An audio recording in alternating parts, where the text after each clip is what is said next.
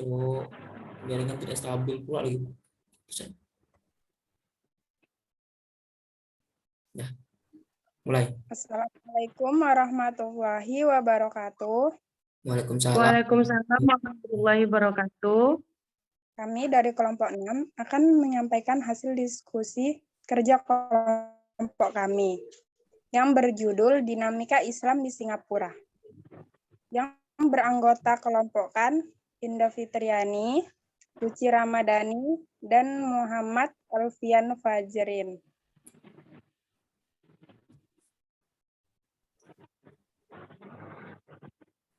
Yang pertama ada profil negara Singapura. Nama resmi yaitu Republik Singapura. Ibu kota Deuton Core atau Sentral. Semboyan Majulah Singapura. Lagu kebangsaan Majulah Singapura. Bentuk pemerintahan Republik Parlementer. Sistem pemerintahan Parlementer Unikameral Westminster. Hari kemerdekaan 9 Agustus 1965, Presiden, Kepala Pemerintahan Perdana Menteri, Badan Legislatif Parlemen, Bahasa Nasional, Inggris, Melayu, Mandarin, Tamil. Agama Kristen, Ateis, Islam, Taoisme, Hindu. Suku bangsa Melayu, mata uang, dolar Singapura. Zona waktu, standar Singapura. Kode telepon +65, domain 59, situs resmi pemerintahan https atau www.go.sg. Sebutan lain kota Singa Negeri Merlion. Jumlah penduduk 6.209.660. Estimasi Juli 2020.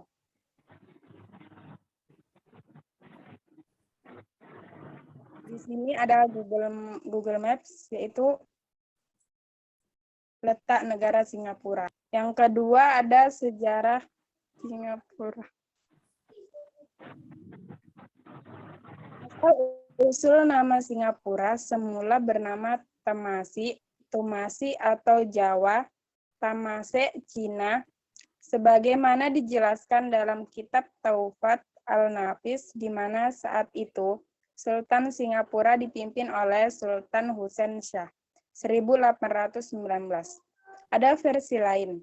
Nama asal Singapura ini muncul ketika pangeran dari Sumatera bernama Sang Nila Utama singgah di pulau ini, tahun 1299, dan menemukan seekor binatang mirip singa, sehingga pulau ini disebut Lion City atau Kota Singa. 3 yaitu masuk dan berkembangnya Islam di Singapura. Ada 2 faktor yang memungkinkan terjadinya masyarakat Islam minoritas. Pertama, mereka terbentuk akibat migrasi ke negara-negara dan kawasan yang telah memiliki pemerintahan dan sistem nasional yang kokoh. Kedua, terjadi karena perubahan dan perkembangan geografis dan politik. 4. Karakteristik Islam di Singapura. Negara Singapura dihuni oleh penduduk Muslim dengan mazhab yang berbeda-beda. Kelompok etnis Melayu sebagian besar adalah Sunni dengan mazhab Syafi'i. Penduduk Muslim Singapura yang bukan pribumi umumnya memilih salah satu dari 3 mazhab utama lainnya. Dalam Islam, mazhab Maliki umumnya diterapkan oleh penduduk Singapura yang berasal dari Timur Tengah dan Afrika. Mazhab Hambali diterapkan oleh penduduk yang berasal dari Arab Saudi. Sementara Muslim yang berasal dari India dan Turki menerapkan mazhab Hanafi. 5. Hukum perkawinan di Singapura. Hukum perkawinan di Singapura mengkategorikan pernikahan yang dikontrak di Singapura menjadi 2 kategori. Yang pertama itu pernikahan sipil, dan kedua sipil dan pernikahan Muslim, Registry of Marriage Rome. Mengelola pernikahan sipil sesuai dengan piagam perempuan, sedangkan Registry of Muslim Marriage Rome mengelola pernikahan Muslim sesuai dengan Administration of Muslim Law Act (AMLA). Semua pernikahan yang dilakukan di Singapura harus terdaftar di kantor pendaftaran yang relevan agar sah secara hukum. Pernikahan Muslim adalah untuk pasangan di mana kedua pasangan adalah Muslim. Seorang pria dapat mengambil hingga 4 istri, asalkan dia memenuhi persyaratan keuangan dan memperoleh persetujuan dari istri yang ada. 6. Pendidikan keislaman di Singapura. Eksistensi pendidikan Muslim di Singapura tak lepas dari perkembangan madrasahnya. Madrasah dikelola secara modern dan profesional dengan kelengkapan perangkat keras dan lunak.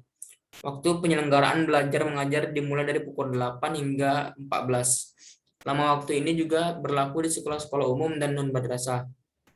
Agar tidak ketinggalan dengan kemajuan teknologi, maka di setiap madrasah dibangun laboratorium komputer dan internet, serta sistem pendukung pendidikan audio conference. Selain dilengkapi fasilitas internet, setiap madrasah juga mempunyai server tersendiri bagi pengembangan pendidikan modern. 6 buah madrasah yang tersisa di bawah supervisi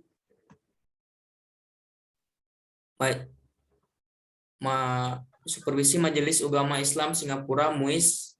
Karena madrasah itu adalah Madrasah Al-Irsyad Al-Islamiyah, Madrasah Al-Ma'arif Al-Islamiyah, Madrasah Al-Sagof Al-Islamiyah, Madrasah Al-Junaid Al-Islamiyah, Madrasah Al-Arabiyah Al-Islamiyah, dan Madrasah Wak Tanjung Al-Islamiyah. 7. Organisasi keislaman di Singapura. 1. Majelis Agama Islam Singapura, MUIS. 2. Mahkamah Syariah Singapura. 3. Lembaga Pendidikan Al-Quran Singapura atau LPQS. 4. Pertemuan Tahunan Menteri-Menteri Agama atau MABIMS. Selanjutnya, 8. Problematika dan posisi Melayu Muslim di Singapura. Ekonomi.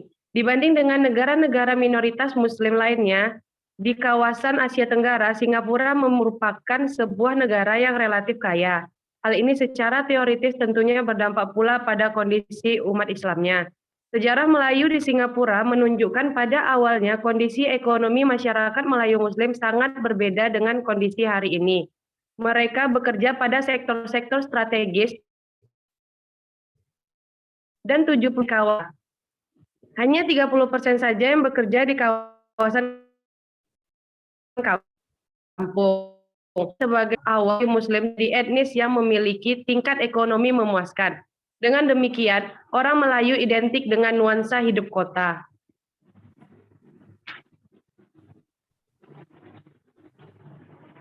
Yang kedua, pendidikan. Pendidikan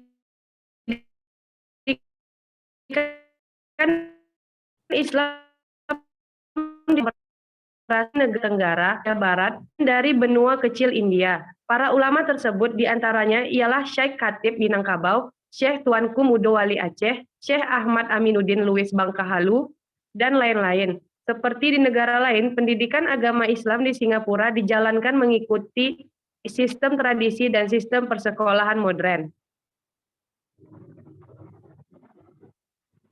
Selanjutnya, sosial budaya. Masyarakat Melayu selalu dihalang oleh kekangan-kekangan budaya yang didefinisikan menurut garis etnik. Orang Melayu telah berjaya memutuskan diri sama sekali daripada kongkongan tradisi yang menghalangi pembangunan ekonomi. Akan tetapi masyarakat Melayu terus terpengaruh oleh gerak budaya yang bertentangan.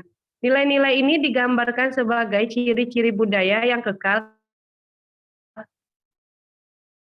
dan diraih secara konteks keragaman penduduk latar imigrannya. Budaya Singapura sering disebut sebagai campuran dari budaya Bratinia, Melayu, Cina, India, dan peranakan.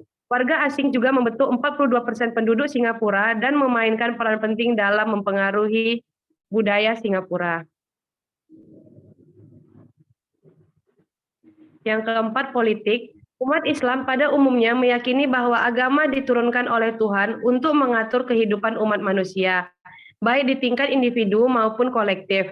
Oleh sebab itu, umat Islam di Singapura menginginkan agar pendirian sebuah partai disesuaikan dengan kepentingan-kepentingan berdasarkan keyakinan dan keimanan yang dipegangi oleh bersama, yang diyakini memancarkan identitas, kesatuan, dan solidaritas kepada sesama Muslim.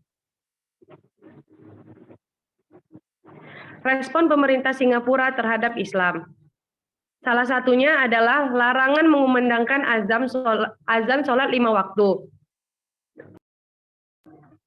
Seorang muazin hanya boleh mengumandangkan azan di masjid, tetapi suara azan tidak boleh keluar dan terdengar di luar masjid yang ada di Singapura. Fatwa suara azan tidak boleh terdengar sampai keluar masjid dikeluarkan oleh Majelis Agama Islam Singapura, yaitu MUIS. MUIS merupakan lembaga otoritas muslim di negara Singapura layaknya MUI.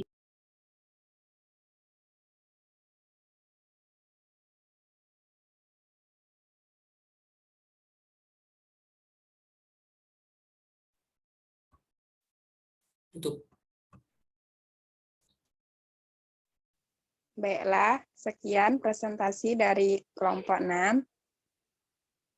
Kami kelompok 6 apabila ada salah-salah kata, mohon dimaafkan. Assalamualaikum warahmatullahi wabarakatuh. Waalaikumsalam. Waalaikumsalam warahmatullahi wabarakatuh.